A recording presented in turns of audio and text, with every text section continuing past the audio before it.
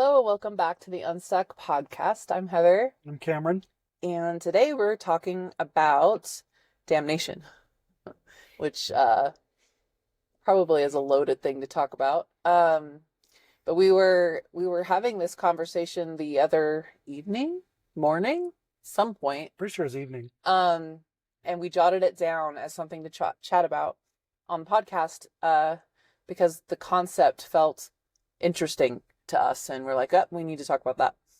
So in the scriptures, there's plenty of times where it talks about damnation and being aware of damnation, and why we don't sin, and why repentance is necessary, why we need a savior, all of those things. And so I was contemplating on this concept of damnation.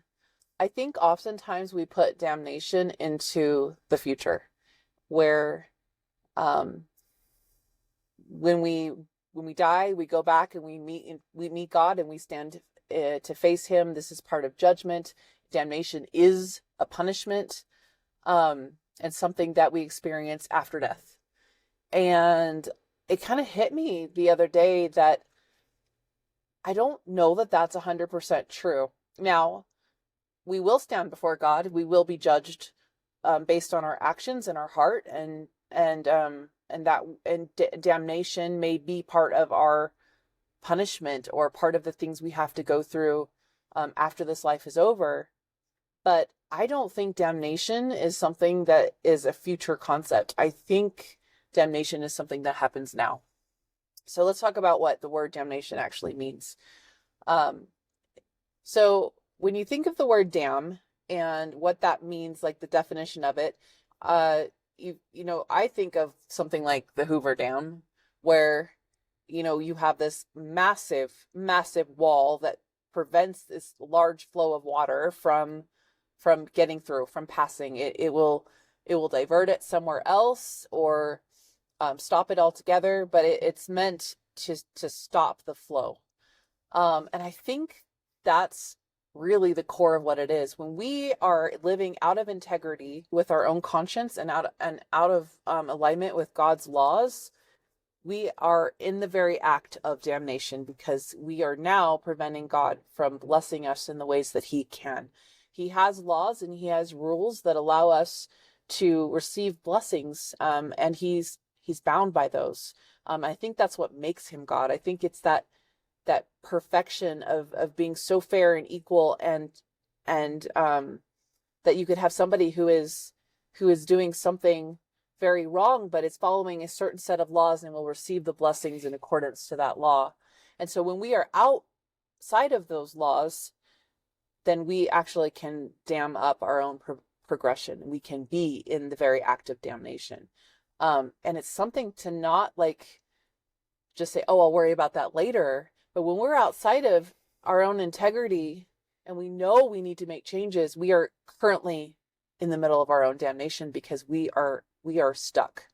We cannot access the opportunities and blessings that we otherwise might have access to if we were living in integrity.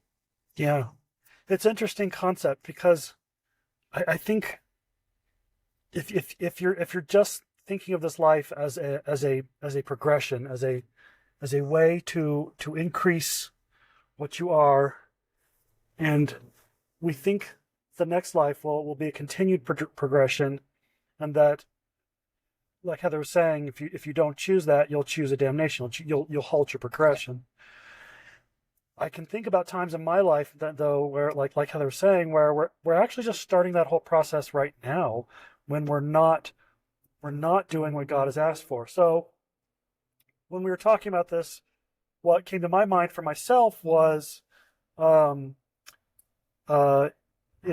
you haven't been listening to our podcast, I had an addiction to pornography for many, many years, probably close to 30 years. I'm guessing maybe even more. And while a lot of this, you could say, started from ways of trying to self-soothe and desiring connection, and a circuit that was started when I was really young, and I just didn't Started before you even knew what you were doing. Yeah. I wouldn't say that's when the damnation started. There were definitely things where I thought I didn't recognize that I recognized what I could do and I didn't, but that's where it starts. It's when you have things that you can recognize you could do and you aren't doing When you them. have the knowledge and Correct. you have the understanding. Yeah. And so It's accountability because so what happens is at a certain point I recognized that I needed to do something. But it had gone on for so long that I had created a circuit of hiding and a circuit of shame that really kept my progression from going any further to do the things that I have to do. I've talked about this in a different podcast. If you have a goal in mind and things that you want to be, if you want to progress in a certain way, there are different rivers, and this is kind of appropriate for what we're talking about. There are different rivers you have to cross. You have to.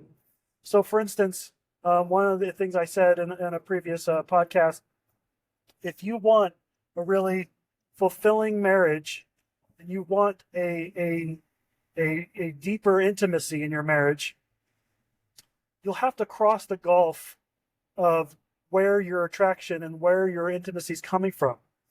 If you married this person because of the way they looked or because of their financials or something, it could have supported it. I'm not saying that it's wrong to marry somebody because you're attracted to them, but I think if that's all it is, if that's all it was, even then, I think you just might have been underdeveloped when you did it. It's a bad idea to do that, but if you did, okay. But you have to cross that There's river. some work to be done, or you're going to have problems. But you don't even get a choice. If you want a more fulfilling, long-lasting, and deeper intimacy, you have to cross that gulf. You have to cross that river. And it was similar to me. I wanted to be done with pornography. I wanted to not have this pull, to have this thing trap me. But I was so scared and my circuit of hiding and shame so powerful that I was not willing to cross that gulf and just get clear. It felt impossible. Like you would die. Like that's how you described it. But like Heather was saying, it felt like death. This was my damnation now. This was me manufacturing the halting of my progression in my life. Well, and I think what's interesting is that, you wanted desperately to stop the habit of pornography.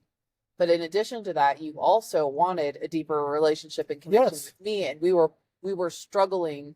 We were really great as friends, and partners, and we worked together well. Like we had a good relationship, but we both were very confused on how to bridge that gap, and we knew there were problems there. And for those that are tuning in for the first time or may not know, like I did not know about his pornography addiction. No.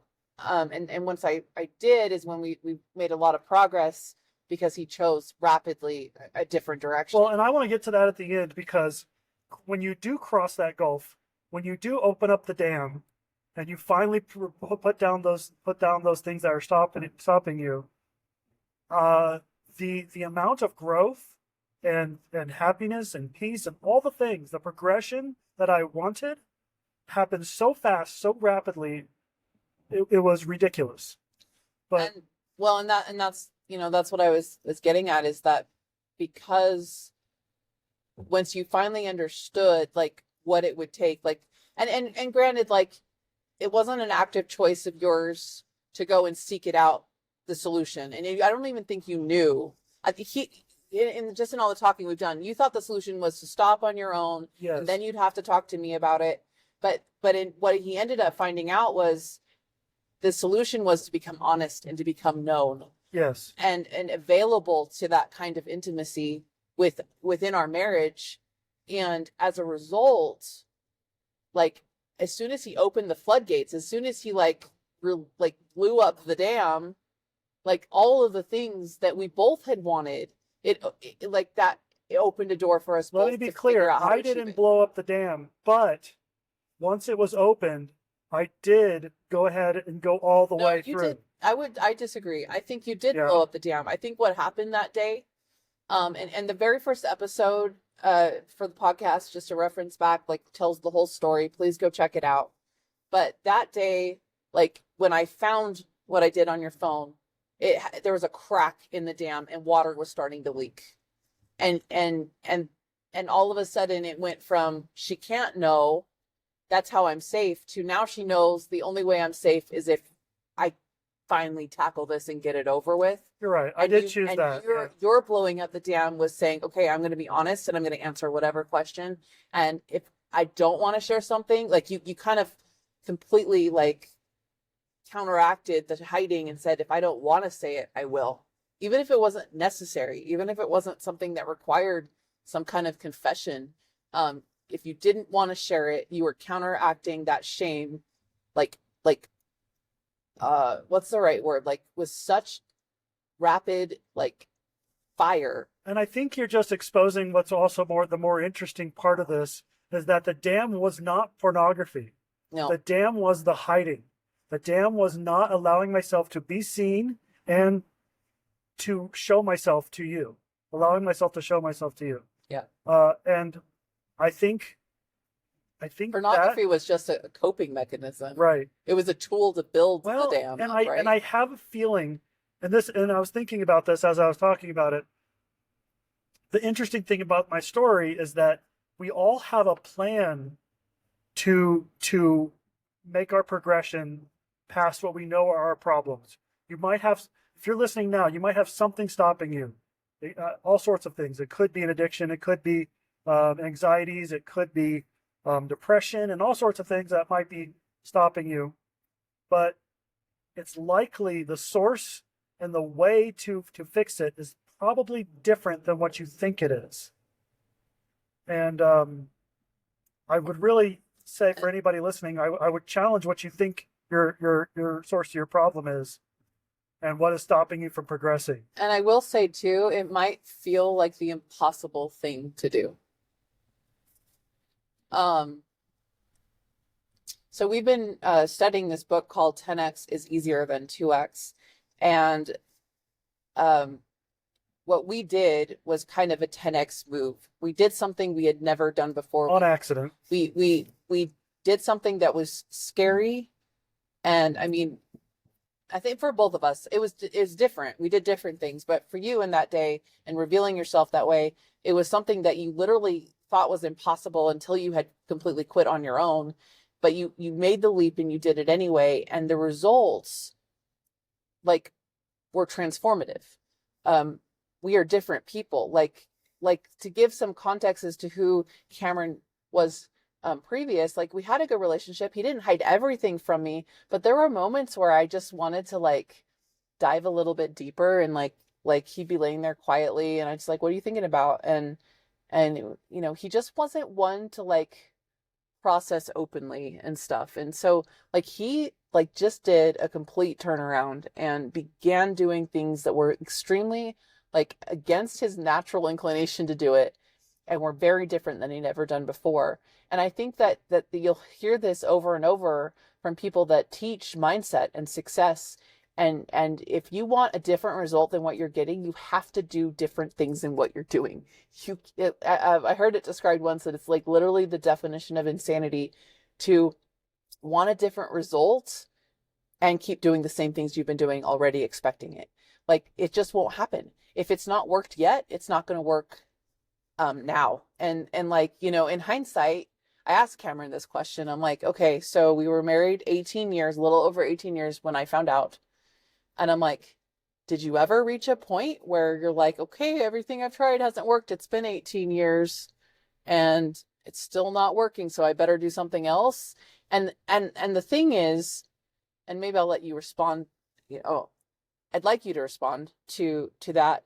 But I think what happens, and I know this is true for myself, is that you don't notice what you're doing. When you're inside of it, you don't understand and you're not thinking about it rationally like that. Did you ever, Cameron, think I know you knew it was a long time, but did you ever think like, wow, all my efforts, it's been this long, they haven't produced any results. I really should do something different. Like, what was your experience inside of that? I think a lot of these places, and this is super important because I think this is where people need to dig in. A lot of these places come from irrational areas of your mind, and so uh, it was difficult for me to see past doing it the other way.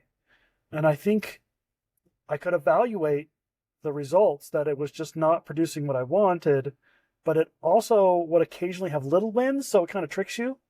So like you might get farther between sessions or whatever, and you think, oh, I'm doing much better, and then you have a fallout, but you never felt like you were quite making it to where you wanted. And so I hear what So you're saying. it minimized where you actually were Sure, because you but I also, but you have to recognize these circuits are made when you're very young.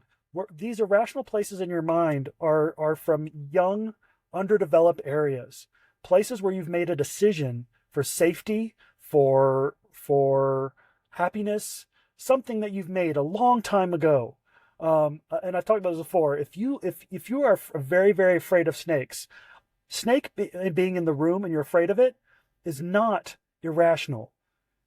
That you might need to be afraid of it.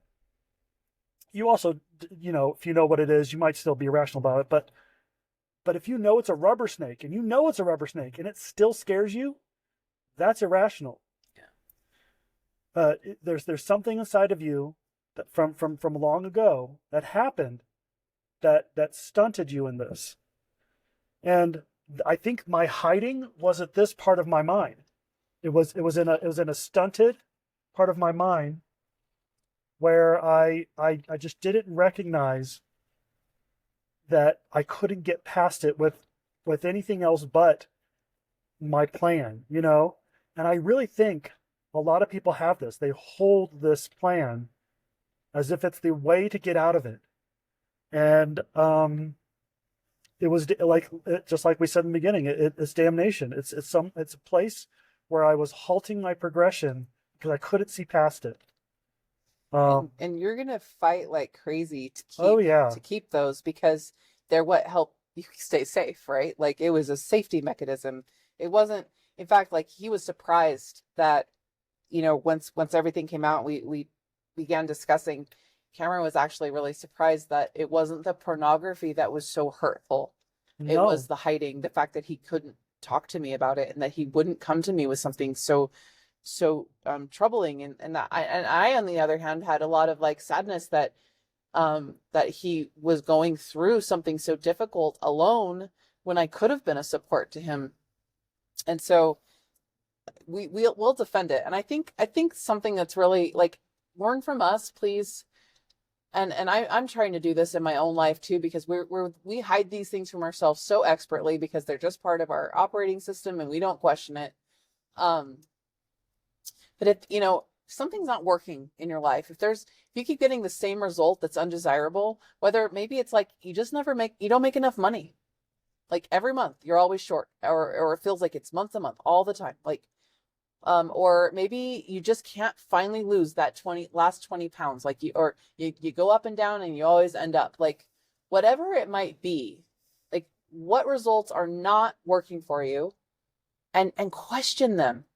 Question what you think about them. Question, what you're doing, and why you're doing it, and how you're doing it, and ask, is there a different way? If I want this result, I need to do something different than what I'm doing now. What is that? And ask God, involve God, ask for his help, because he really wants to be there and help us with these things. and And be willing, be brave to like go out on a limb, and do something scary. break that chain of damnation. It's likely you're halted somewhere. Uh, the Heather and I both, but Heather in particular, has been trained in a mindset process called breakthrough, and it does an excellent job of finding those places where they call them limiting beliefs, those limiting beliefs in your life that are halting your progress, that are keeping you dammed up. Yeah. And it's also a good mindset process for helping you see where they started too, because I think it's really important to get at those. And if you have something in your life like that, I think it's really important. And there's likely a stream or river that you need to cross that you're afraid to and think is impossible. Uh, if it's the thing you think is impossible, it's likely the thing you need to do. Yeah. And what's also really important is to recognize it's going to be something you need to do, and it won't be dependent on what somebody else, how they react. So for instance, me wanting deeper intimacy wasn't reliant on me confessing, talking to Heather, and her just being okay and doing her, Like and me reacting well to the things he was telling right. me. That was not the progression. The progression was me getting completely honest. Now, I am fortunate that Heather, I mean, it wasn't a cakewalk. It was very difficult and still sometimes difficult, but she also chose into progression and looked at her own situation, looked at her own rivers and streams to cross, and did those things herself as well.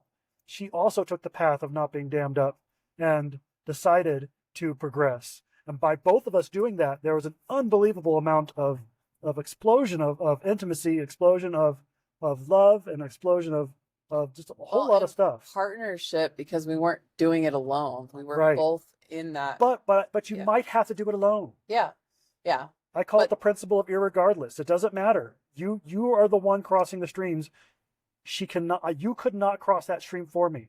I had to cross the stream of honesty myself. And by doing that, I just think it's amazing though, the miracles that open up. And Oh, that yeah. happened to be our miracle, was that we got that greater intimacy, and we got to have help and support as to get in together, and like our strengthened our relationship along the way. But even if you have a similar situation where you need to talk to somebody and they don't respond well, that happens all the time, like all the time. It's not your growth and your healing and your miracle is not dependent. It will come in the perfect way for you. yes, And it's worth it, because at the very least you now have more information, and can be in authenticity and in integrity, and make choices that will help you live a happier, healthier life.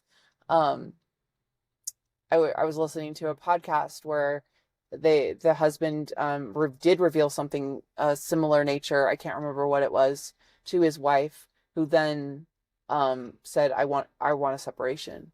And he mentioned how, and I might have talked about this already on the podcast. I have a memory of doing it. I'm not sure, but he said, like, well, that was my worst fear, is that she would want a divorce. She wouldn't want to be married to me. And he's like, you know what? I didn't die, and now I have more information. And like, he still wants to be married to his wife, and it doesn't mean it's over. But if him being completely honest and open with his spouse, and being in integrity with her and with himself, produces somebody that isn't ready for that, or says, I can't handle that because you did X, Y, and Z, and that crosses a boundary of mine, and I am not okay with that, then it opens up your opportunities, so you can find somebody that you can be happy with. You can't control somebody else's choices, but you certainly can influence the life that you get to have and that you get to experience. And this, I think, happens quite often too. Your progression, because here's one of the tricks, guys. If you are stuck in something and have a halted progression, it's likely the person you're with very similarly is halted in their progression too. You've likely enrolled each other to keep yourself stuck in those things as well. It's a human nature kind of thing. But if you take that leap forward, and I'm hoping this happens in this person's life, I'm hoping his leap forward will shake her up to want to also, and I think that happens often too. It agitates the other person. Oh, yeah. And it might not even agitate them in a way it feels pleasant. No, it might be very angering, because no one wants to be left behind. No. But and that's even happened with me, because when I had some stuck moments of where I felt things were really hard, and I saw you like progressing, and I'm like, oh, I want that. And it actually enticed me to like pick up my game and do a little bit better. So like, the influence of you stepping into that kind of personal power, like, don't underestimate it. Yeah. And really, influence is the right way to call it, because in the end, any kind of results I'm looking for,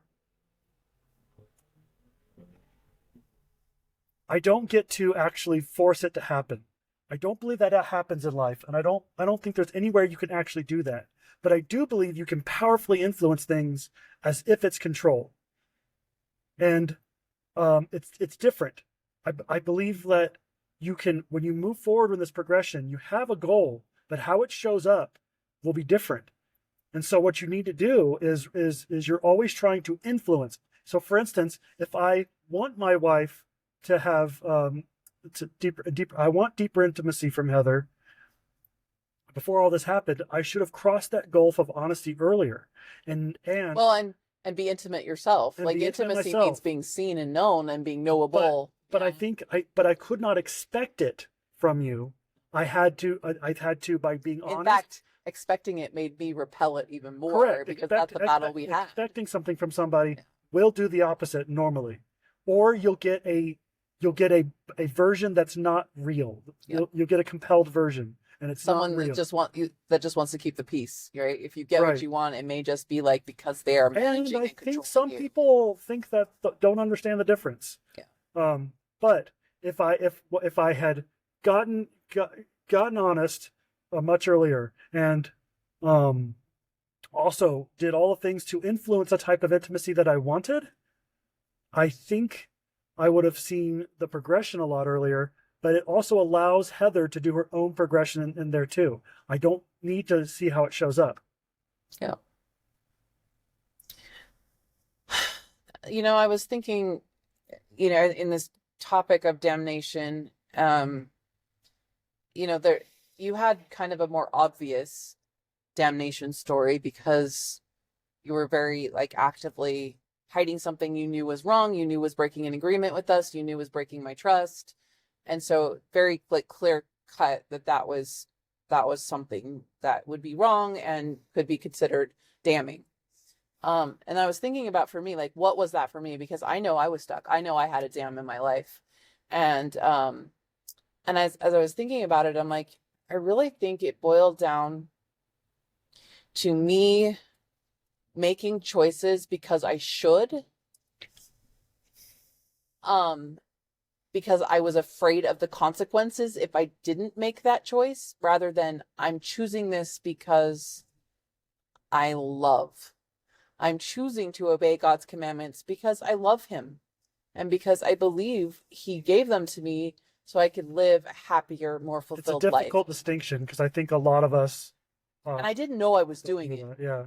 I actually had a lot of pride and virtue, like took some like personal kudos for, you know, I the things that I feared, um, like doing so we've been talking, Cameron and I, as we've been processing these things about like how men and women are different, and how physical attraction is very it's a lot, typically, stereotypically, I should say. Everyone, men and women can definitely break the molds, but by far men are much more visually stimulated, and so that was hard for me. In my mind, in my brain, I had like prided myself on the fact that like I don't look around and see other men that are attractive. I don't look for it. I don't notice it.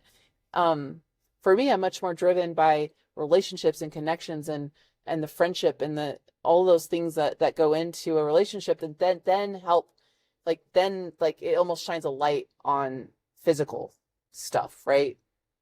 And so for me, I took like all this pride in like, well, I'm doing this better than you because I don't even look at anybody. I don't even see anybody. And you're sitting there like noticing, and that's bad and wrong. And I'm upset about it.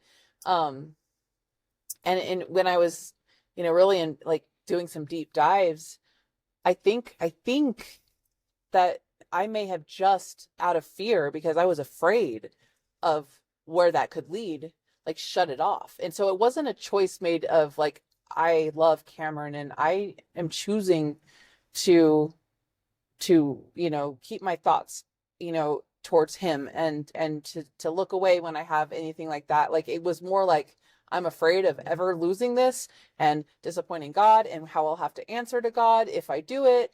And so um so that's why, why I made my decision. And I realized I had done that a lot in my life. I allowed fear um to motivate me to do the right things, like, to not swear, to not do, X, Y, and Z of all the things that we're not supposed to do. And not that I would have made other decisions if I wasn't afraid. Like, I actually, as I investigate my thoughts, I don't have temptations to go out and party and drink and do drugs. Like, I never have. It's not ever something I was like really interested, like curious about, or wish I had different, faith or anything like that. And I don't think it's anything I stomped down.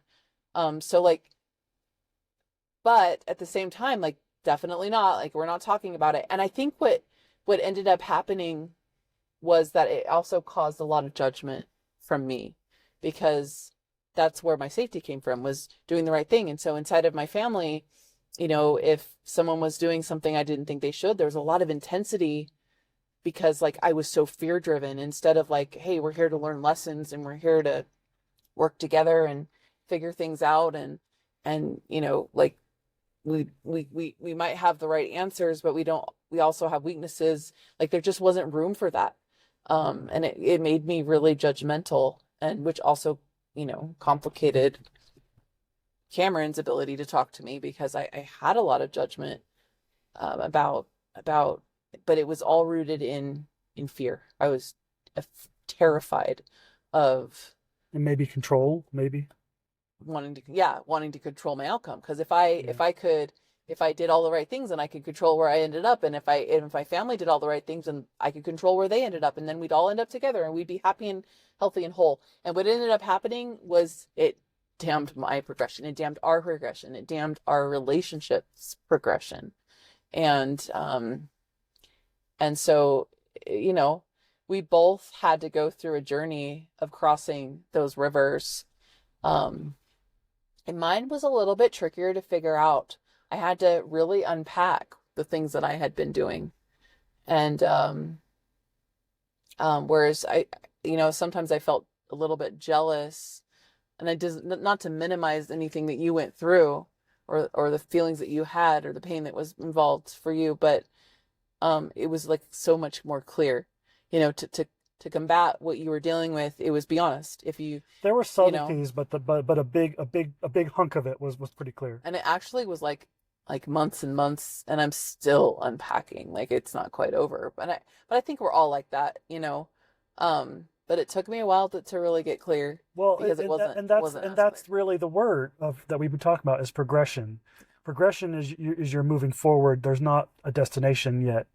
And I think while we have goals along the way, we're progressing is the main goal, to keep moving forward, to keep enhancing, to keep getting better. Keep a record of your successes and progress. I was sharing with Cameron a response to a post in a group that I made today about it was a marriage group, and I sent him a reply that I made, because it talked about our story, and you like responded back that it kind of made you a little bit emotional, because it helped you remember like where we were, and that we're not there now. And I was talking to Cameron on the phone today, and saying, I'm like, we have to be careful to really celebrate the successes, because if you're in a forward motion and you're always like wanting to progress and do more and have goals and keep reaching for your desires and dreams, you're always going to be in progress. And if you're always in progress and you don't learn to celebrate where you're at and know you're on the path, and that your results are inevitable and you can celebrate that, then you're never going to be satisfied, because no matter what, there's always something you haven't done yet. And so I was kind of listing out a few things and accomplishments that we've made, and some goals that we've had for a long time that have already come to pass. And I'm like, we're just in the middle of a new one, and it's perfect. The real failure is when you stop trying. So Yeah. So where in your life are you dammed up? Where are you stopped? Where's your progression halting? Find that, and then find the where you can open up that dam. Find the river you have to cross. Find the place where you know that feels impossible that you have to go do. Question it, Question it, and like then investigate it. do it. Look at our T Day episode. I believe so. The first episode is called T Day. That's my T Day. But I really would like others to take a look at our how I quit watching porn. There's 1 through 3, and especially on number 2 when it talks about having your own T Day, is a good example of where something I thought was impossible and I made the bridge and did it. And I strongly suggest people do that. There's amazing growth that happens after that. And then finally, just to wrap up what Heather was saying, you can constantly be finding those dams, but spend a concerted amount of time finding the places where you've progressed. Celebrate that. There's so much of your life that you probably have progressed that you're still looking back, and don't do that. Look forward. Spend a lot of your time looking forward, but also find where you are still damned up. If you haven't gotten where you want to be, but you're still working on getting there, you're exactly where you're meant to be. Yep. Exactly where you're meant to be. So keep at it. Thank you for tuning in.